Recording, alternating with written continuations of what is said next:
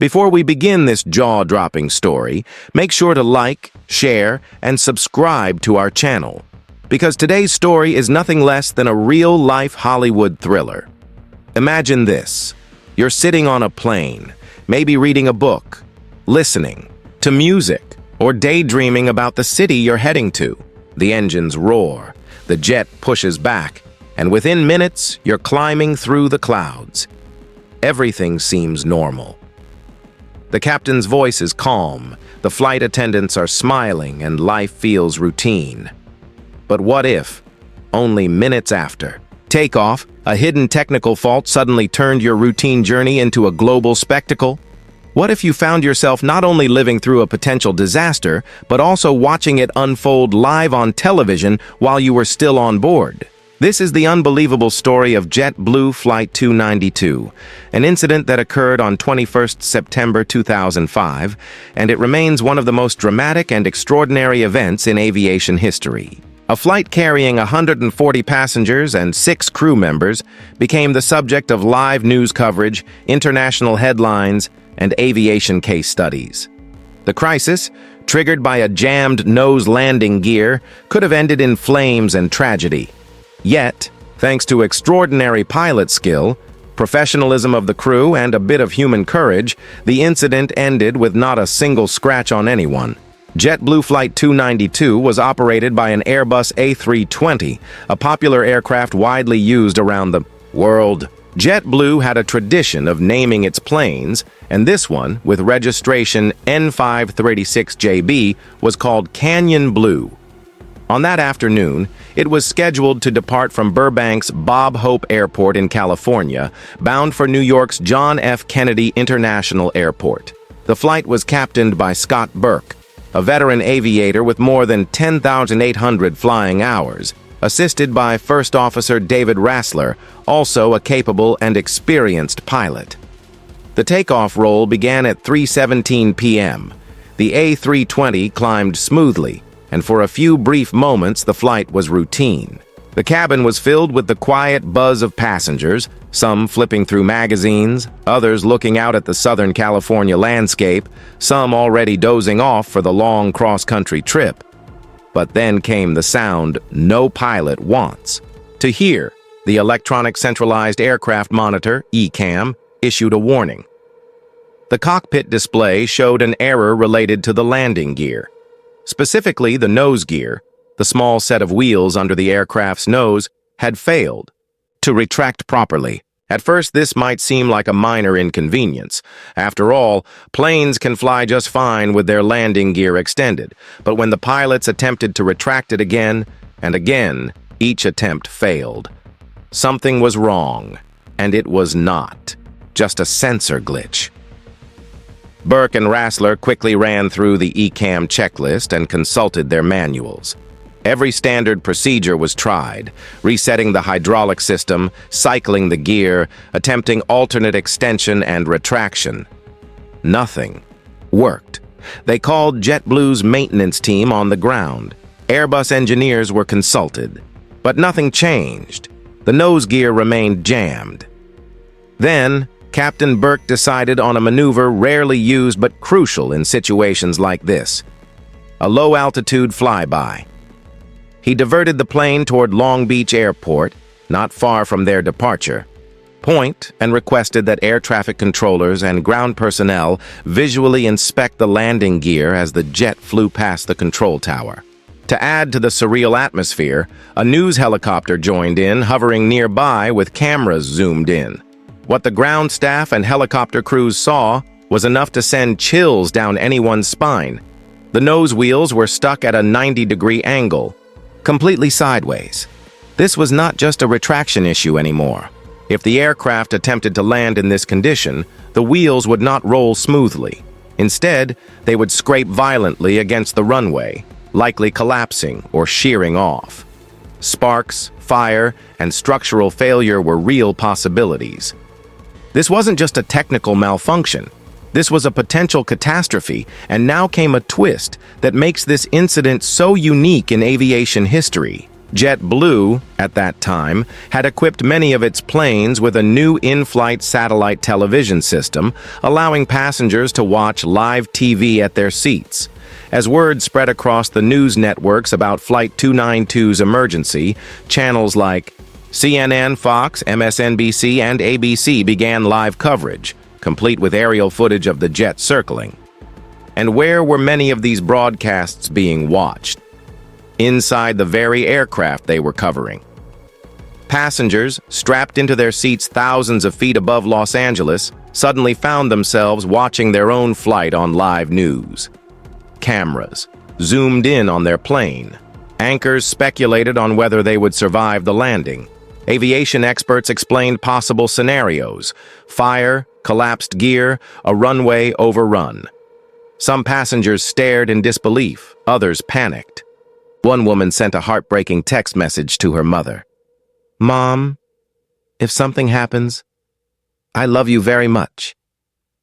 For many, it felt like they were watching the countdown to their own final moments. The atmosphere in the cabin grew tense. People began calling loved ones. Some passengers cried quietly, while others asked the crew what would happen. To their credit, the flight attendants remained calm and professional throughout, walking the aisles, offering reassurances, distributing water and snacks, and eventually taking the difficult decision to switch off the television system around 50 minutes before the landing attempt. This prevented the situation from spiraling into full-blown hysteria. Meanwhile, up front in the cockpit, the pressure on Captain Burke and First Officer Rassler was immense. They were in contact with Airbus engineers, JetBlue operations, and Messier Duty, the manufacturer of the landing gear. Engineers admitted that the situation was rare and not covered by standard procedures. The only advice they could offer was technical. Land at as slow a speed as possible, avoid using reverse thrust, and rely on the main brakes to bring the aircraft to a halt. There was another challenge. The Airbus A320, unlike larger aircraft, such as the Boeing 747, does not have the capability to dump fuel mid-flight. This meant the aircraft was still heavy with fuel from its planned cross-country trip. A heavy landing would put even more stress on the compromised gear. To reduce weight, the pilots decided to circle Los Angeles for nearly 3 hours, flying a looping figure-8 pattern between Burbank and LAX, burning off fuel while keeping the plane within range of emergency services. During those tense hours, the situation became a media sensation. Television networks provided constant updates. On the ground, Los Angeles International Airport prepared for the worst. Fire trucks, ambulances, and emergency crews lined the runway. Spectators and journalists gathered, awaiting the outcome. Even ordinary citizens in LA tuned their eyes skyward, spotting the blue and white JetBlue aircraft circling endlessly. Inside, passengers prepared for an emergency landing. Flight attendants instructed them on the brace position. Heads down, arms braced, ready for impact. Seats were moved back. Luggage was shifted rearward to lighten the nose section. Parents clutched their children. Couples held hands. Strangers shared whispered words of encouragement. For 3 hours, life seemed suspended between fear and hope. Finally, at 6:19 p.m., Captain Burke guided JetBlue Flight 292 onto the approach for runway 25L at LAX. The runway, over 11,000 feet long, offered the best chance for a safe landing. Every emergency vehicle available was positioned alongside. The eyes of the world were watching. The main landing gear touched down first, smooth, steady, controlled. Then came the moment of truth. The nose gear lowered toward the tarmac. The sideways wheels met the concrete. Sparks erupted instantly, bright orange against the twilight sky. Smoke billowed as rubber and metal scraped violently along the runway. The aircraft rattled with the force of the friction. But through it all, Captain Burke kept his composure. He held the jet perfectly centered, avoided braking too harshly, and refused to use reverse thrust, which could have worsened the drag on the nose. The jet slowed. The sparks faded. The smoke cleared. And then, against all odds, The aircraft rolled to a complete stop with 1,000 feet of runway still to spare. Inside the cabin, there was a moment of stunned silence, and then thunderous applause. Passengers wept with relief. Some hugged the crew. Others simply sat in disbelief that they were still alive. The emergency slides were deployed, and passengers evacuated safely onto the runway, where fire crews and medics were waiting. But remarkably, not a single person was injured. The only damage, shredded nose gear tires and scorched runway marks. For the aviation industry, it was a miracle. In the days that followed, the National Transportation Safety Board, NTSB, launched a full investigation. Their findings revealed that the problem lay in the anti-rotation lugs inside the nose gear assembly. Due to metal fatigue, the lugs had broken, allowing the wheels to jam sideways. Furthermore, the brake steering control unit, BSCU, which monitors landing gear position, had not been able to detect or correct the fault.